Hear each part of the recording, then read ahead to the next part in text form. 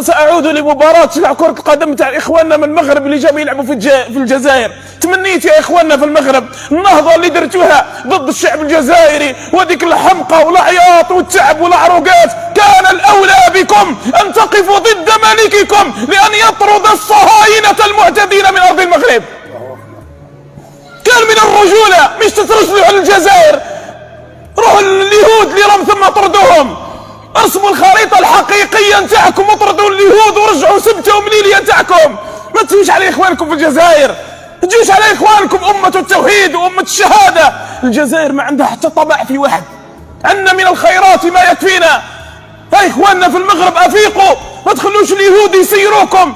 اليهود جابوهم وحطوهم هنا في الحدود تاع الجزائر ويعمروكم على جال اخوانكم. اين عقولكم؟ روحوا لملككم تاع المغرب قولوا اتق الله، اخواننا في غزة يقتلون ويموتون